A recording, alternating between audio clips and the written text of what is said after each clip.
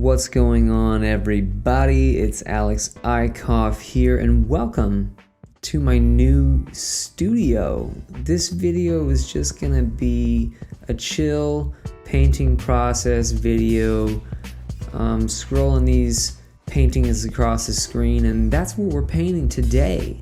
I wanted to give you a chance to look at my new space. This is just a rental house. This is a spare bedroom in a 2-bedroom house that I'm renting with Amanda Noel. So here's my paint station.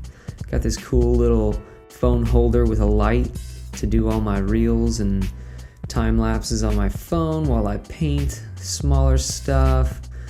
Got a nice plant, that's Danny Brown. This is my film setup. I'm putting a lot more energy into this editing station. I want to do more videos, which is what we're doing here today. So I hope you like this. We're just gonna do some video of painting process. You see me here starting this 8x8, 6x6. Is it a 6x6? No, those are 8x8 little wood panels that I picked up from Michael's hobby store, Michael's Crafts and Things, Michael's Artist Supply Store, whatever the hell it's called, I don't know. You know what I'm talking about. It ain't Hobby Lobby. You know what I'm saying? It's Michael's. So I've been playing around with this concept of painting the underside of tree canopies. And I just think it's kind of a peaceful image. It's a nice, calming concept. Painting this imagery allows me to practice kind of some abstracted shapes, if you will.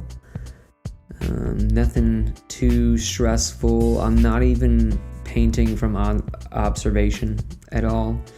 It's literally just thinking of the basic shapes that make up a tree, the canopy of a tree. You got the branches, you got the bundles of leaves with kind of some light peering through. So I'm kind of just, mixing some green paints and working on my abstract shape building. I'm doing multiple paintings at once, kind of doing them in stages, just kind of working on them in my evenings, just kind of building that habit, that creative habit of painting for the sake of painting. It's something that, I'm not super awesome at, if I'll admit. I always do better if I have some sort of deadline or some sort of purpose behind my paintings, whether it's a commission, or thinking about making inventory for sales, which it's not like this isn't that. It'd be cool to sell these paintings. But I'm also just kind of doing this for painting's sake, trying to work into my daily routine the act of painting. After all, I am a painter. I quit my job to pursue this craft, and so many days go by where I don't paint anything at all. And even since moving into this upgraded studio space, I'm not doing it every day. When I was working on these paintings that I'm doing here, I was maybe painting for a couple hours a day, after dinner, as a way to kind of relax before going to bed. I would work on these while listening to a podcast, often Two Bears, One Cave, Bert Kreischer and Tom Segura. You guys listen to that podcast? It's pretty funny. Meaningless banter.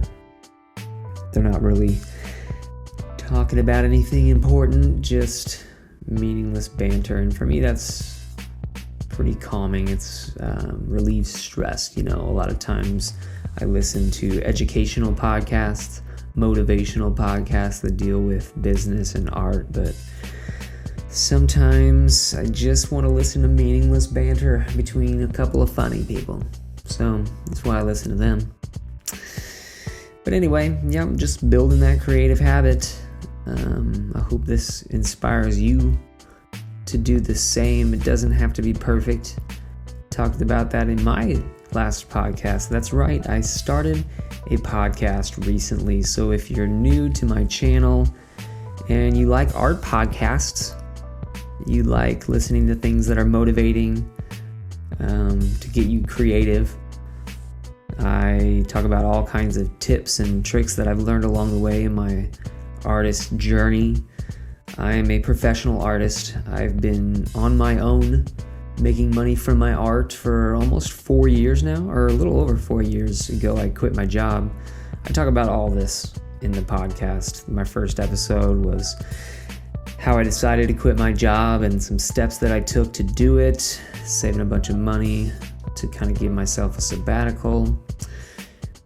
I talk about finances and how important that is to creating free time for yourself. Recently, I talked about in one of the episodes muralism and how murals has been a really big impact on my income. It's kind of how I make all of my money off of art almost. I do sell most of the canvases that I paint. I just don't make a ton of money off of them, and it's pretty inconsistent. Maybe if I painted more often in my studio, that wouldn't be the case. But anyway, I really only sustain my artist lifestyle through murals. That's the biggest chunk of income that I make. So anyway, you see me working on this big painting here. Just more study on this concept of the underside of tree.